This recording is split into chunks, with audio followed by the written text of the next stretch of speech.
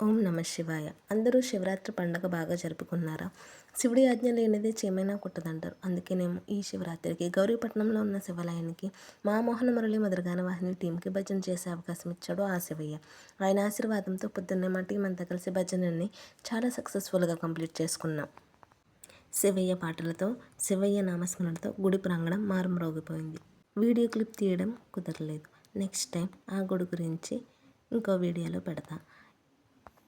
ఇక్కడ కనిపించే ఈ శివయ్య ఆర్ట్ నేనే రాళ్ళ ఉప్పుతో వేశాను. కార్తీక సోమవారం మా ఊరిలో వేసిన శివయ్య ఆర్ట్ చాలా బాగుంది కదా. ఆ శివయ్య నాతో చేపించుకున్న సేవ, దానికి ఆ శివయ్యకి చాలా కృతజ్ఞతలు.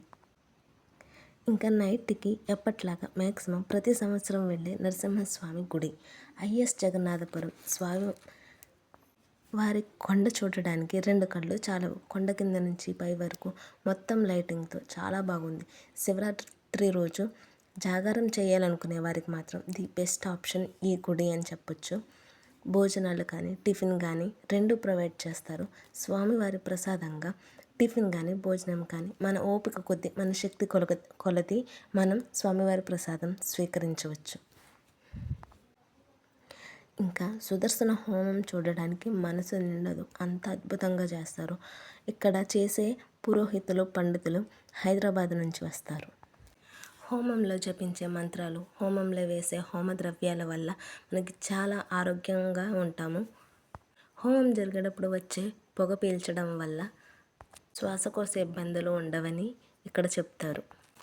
ఈ సంవత్సరం మాత్రం కొంచెం స్ట్రిక్ట్గా ఈ ఫెన్సింగ్లు పెట్టి బారికేడ్లు పెట్టి జనాన్ని కంట్రోల్ చేశారు పోలీస్ అధికారులు. హోమం జరిగిన తర్వాత ప్రతి భక్తులతోనూ హోమద్రవ్యాలనిచ్చి హోమంలో మనతో వేయిస్తారు. అది చాలా బాగుంటుంది. చూసారా, నాకు కూడా ఇచ్చారు, నేను వేయడానికి వెళ్తున్నాను. అక్కడ కలశాలు కనిపిస్తున్నాయి కదా, అవి 108 ఉంటాయి అనుకుంటా.